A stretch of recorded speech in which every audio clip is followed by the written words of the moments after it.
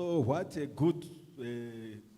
good source of work for valuers. 290 properties times how many do we charge per property?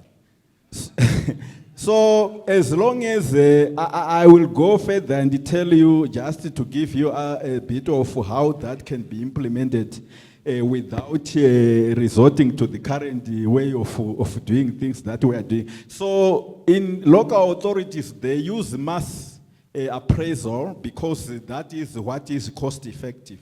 It will be very expensive for any other reason we can think of. The other issues of cost. So unless that issue also has been addressed of the approach of valuation, then that's a complexity in itself. Right. The next point is current problems. I mean, one of the issues in evaluation today, and that valuers have a lot of reputational problems, is the issue of currents. I sit on a number of boards in this country, and I can tell you there are lots of challenges related to valuation because there is no firm that we have not used to try to get values for certain board decision making. And there are challenges in terms of consistency, uniformity, and coming up with a value. So one of the issues is the problem of currents. And that comes in a number of forms. There is an issue of which currents have you used, which rate have you used, all those things comes into play, and they are a big issue or challenge, and if you want to call it a complexity. Then the local of price value information, property price index. This one I can talk about it for the whole day. You know, there is a rule that the margin of error between any two valuations should be 10%. Have we ever heard that rule? Right. That rule was through a research again by a Reading University professor called G.D. Brown in 1985. But just imagine what the economy was like, both in Britain and in Zimbabwe, in terms of the stability and the economy situation. So 10%, I will talk a bit more about it, can only apply and happen if we have uniform standards. My next slide is on the best practice issue, is going to cover a bit more about that. Otherwise, it should vary according to what the property price index is saying, and unfortunately, we do not have one. I'm sure Ms. Timpofu is going to talk about a database or a property database. Hope we see the beginning of trying to come up with such an index. And then the next thing is lack of valuation research. These guys, I have to challenge both not just the Valuers Council, but all the other professional institutions that have to do with real estate and valuation in general. If you go to other jurisdictions, the UK, which I am very popular with, if there is any headline or any small article in the newspaper talking about evaluation, that will trigger a university to go on the ground to conduct it. That's how agile and how quick they are in terms of research. Here you can see a topic making headlines forever, but nobody is closer to try to interrogate or to research to find out what is the cause of that, what could be the solution, and what could be the way forward. So it's another complexity that our valuation practice is not buttressed or underpinned by robust research, and that calls for a very close working relationship between universities and the professional bodies, be it Evaluation Council, the Real Estate Institute of Zimbabwe, the estate agents. There must be that close working relationship, so that as the problems evolve, emerge, and solutions are based on empirical and evidence-based research. Then training issues, and that's not just for tax evaluation. I don't know many real estate organizations that in Zimbabwe, or I have not worked for many, but there was one organization called CB Richard Ellis. I know them because my training was with them. They were one of the organizations in terms of training who had a very clear 2-year training program with the different stages of evolution of the valuation profession. So it's a complexity in itself. There is no uniformity and consistency. I know that for you to qualify as a valuer, you should have done some training at a practicing firm. But we need to put in place a framework which ensures that the training is the same from one small firm to the big firm and to every firm. And that lack of consistency, I think it actually also reflects in terms of the practice in general. And if you do training to become a chartered valuer with RICS in the UK, it's a big deal. Everyone has a template and you follow the same pattern, and the people who actually supervise the students on their training workstations are also trained to, in terms of assessments, how it's done, so that everything in uniform is standard and is consistent. So we also have an issue around the issue of training. And of course, the last point, the lack of confidence, that's emanate from the other things I have alluded to, in terms of, if you look at, here I'm not saying rocket science, look at the way chartered accountants are trained, or the Bankers Association trained. I mean, it's not hippie watch, it's everyone is trained to a certain level, to a certain standard, to the extent that when you are talking to a chartered accountant, even if you are talking to 10 of them, you are talking to one. That is not the same with the evaluation profession in the country. So some of those things emanating from training and the lack of research, kind of, I think, and the issue of currents has knocked a bit of confidence in terms of our stakeholders as far as evaluation profession is concerned, and I take it as a challenge and a complexity. Right. So, Zimura and the IFI Minister of Finance was there. To be realistic, the only time when it will be feasible and possible in this country to implement this wealth tax is when we have migrated from the manual way of valuation as we do to use of technology.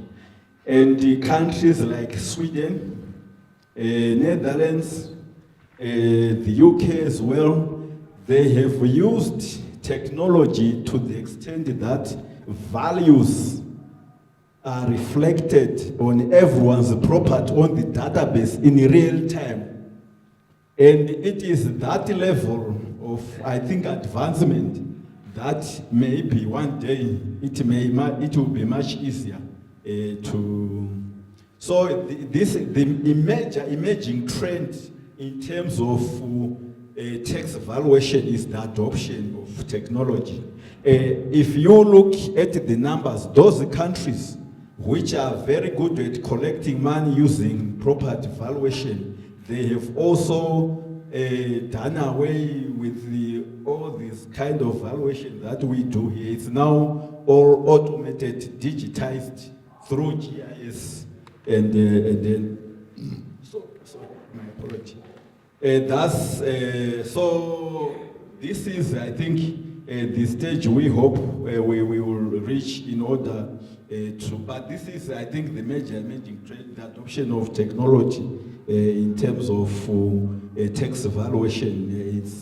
It's only at that stage that we could maybe think of a sustainable and viable proper tax collection.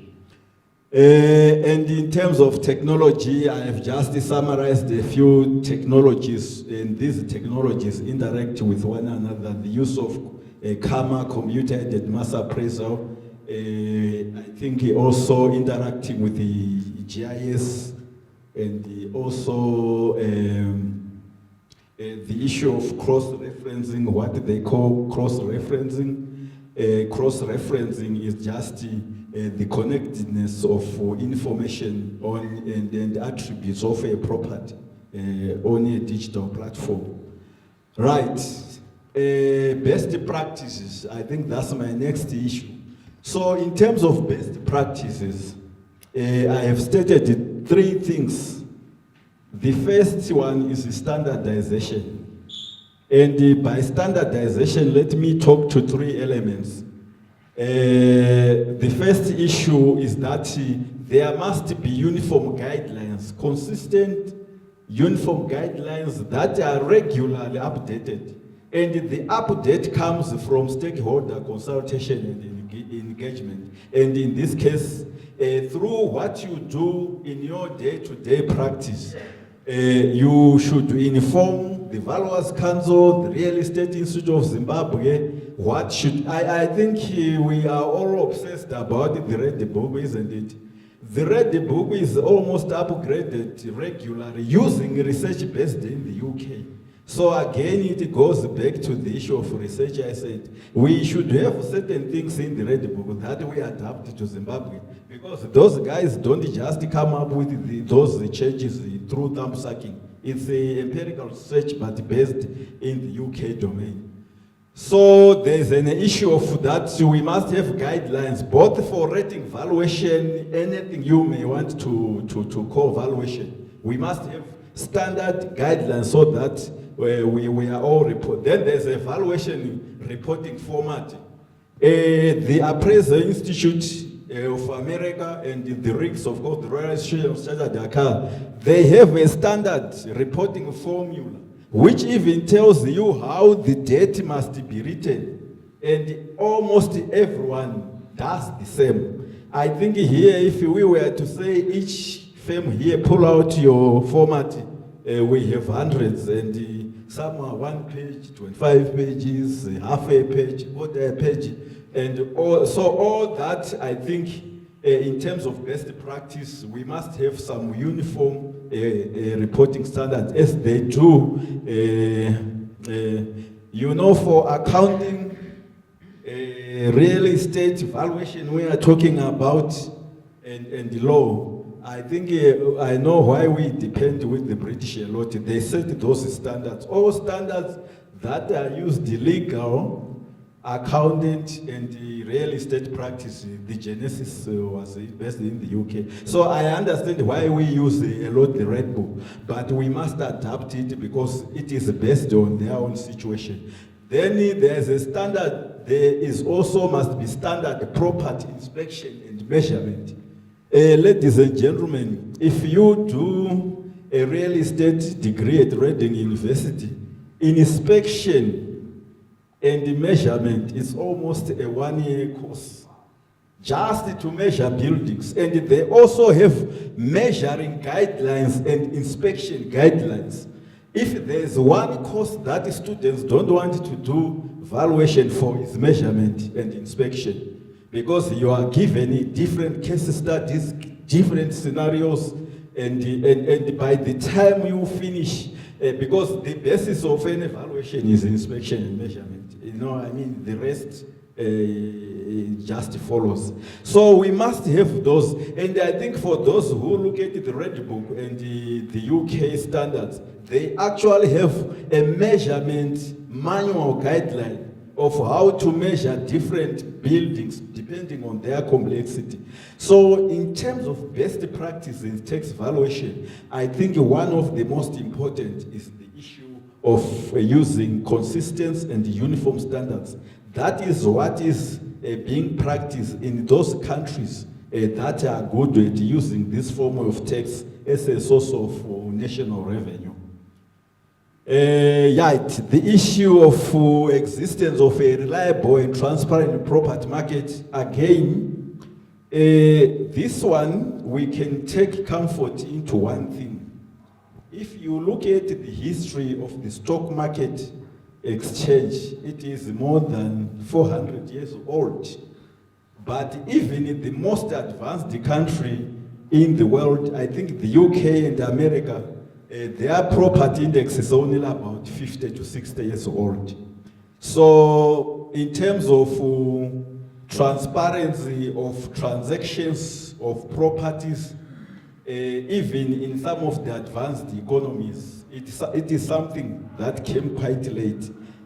But I think we must strive and try hard to have some kind of common or a common source of price information of property transactions in the country. It's very difficult. I will tell you how they do it in the UK and in America. In America, they have trusted universities. So almost every university or in a state, there are 50 states in America, and also in a county, the profession has trusted them with sharing their information because they say universities are not interested parties in courts, but they have felt comfortable that they can exchange and share their property values and the price information. So you find that that's how they have done it in terms of property price index. It just gives you a credible reference and benchmarking point where you say, this is where I got the price. In addition to do all the other market research, there must be a common source of reliable, credible, and data with integrity. In the UK, it's called the IPD. You can Google that. That's their property price index. What they have done, I think the big 4 or 5 firms, because they command like almost 70% of the UK market. We are talking of the Cushman and Wakefields, we are talking of the CBRs of this world, the Knight Franks of this world. So 5 of them have agreed with the Royal Institution of Chartered Accountants, the Royal Institution of Surveyors, and the stakeholders, that they can use the prices of those 4 or 5 companies to benchmark their proper price index. So you can see it's still a bit difficult even in the UK and in America, because sharing of information pertaining to property transactions is a bit difficult even in other countries. But you have to find or identify someone that you trust, that you can, through them, able to share that. And just to underscore the fact that property price information is difficult throughout the world. In the Western world, there are only probably 5 countries with such transparent and open price information that institutional investors can invest without a problem. And they are as follows. USA has 20 cities that globally the information on their property, especially commercial property. And that's why, as I try to give out these countries, if you look at property investment, it goes in the order that I'm giving you. So in America, we have 20 cities where you can tell the return on investment property very accurately. You can tell the property profit percentages. In the UK, which is the second most developed property market, there are only 2, maybe 3, London and Edinburgh, and a bit of Glasgow. And it is probably precisely only London which has such transparent property price information. I'm just telling you this to appreciate that on that point of property price index, although we have our own difficulties, it's like a problem globally. So London has 3, Germany has Frankfurt and Berlin, and I think France has Paris and Cannes. Otherwise, anywhere in the world, outside those 4 or 5 countries, property price information is a difficult thing. So, and that's not an excuse to say, I mean, Zimbabwe has been a master of starting things. You know, in the past, we had started ground-making policies and principles that were not anywhere else in the world. If you look at part of my background is in agriculture, we put in place an agricultural extension system in this country where we are all seated and standing today, which was only second to Israel and America. Zimbabwe agriculture extension system was nothing to, was next to none, and we invented and started it here. That is a point of encouragement to say, even with the property price index, I don't think South Africa have anything to that. Why not make Zimbabwe through the Real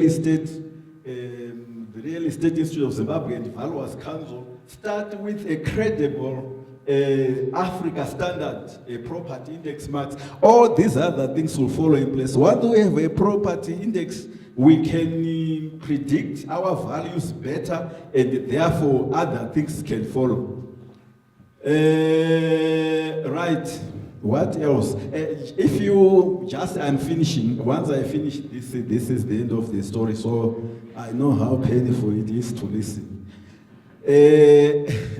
But I wanted to tell you a bit of the property price index, how it came into being. Some of you, if you Google, there is an American financial institution called Merrill Lynch. So Merrill Lynch in 1978 or 79, thereabout, they wanted to make their first institutional investment in the property market. This is the genesis of the property index. Then the board of directors said, how can we make a decision to invest 500 million US dollars into an asset that has no benchmark or no basis? So they put an advert in the New York Times to say, does anyone or has anyone tried to compile the movements of data on the price? There were 2 professors at Harvard University, 2 young professors. Ray Toto is still at Harvard and is still alive. I have a privilege he directly gave me this information, so I'm not making it up.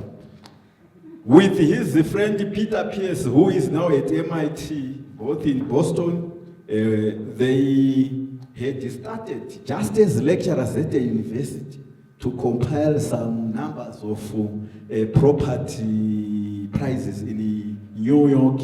I think they have started with New York, Boston, and a few other big cities in America. So when they saw the advert, they traveled from Boston to New York to say, we have seen your article in the New York Times, but you know, we have some rough numbers that we were just trying to predict what's happening in terms of trends. And you know what? When they shared with they presented those very crude and rough numbers to the board of directors. And after that presentation, a decision was made for the first institutional investment in real estate by Merrill Lynch. And you know what this guy's, this guy is now a billionaire, the Ray Toto. He said after the presentation, they said, guys, you have helped us. How much money do you think we can pay you? Because they have been told that money issues are not a problem. We want to solve a problem here and to convince we have seen this property, we need it. And guess what he said? They said, maybe, if you give us 10,000 US each, and they were given 5 million US each. and became instant millionaires. He said, from poor university lecturers, we worked out of New York as instant millionaires. So anyway, that was a bit of the background to tell you that the property price index is a recent phenomenon, but that does not stop us as Zimbabweans to try to come up with one. Sorry, I'm used to talking, so who is the moderator? You can stop me when I have. So anyway, these are my conclusions.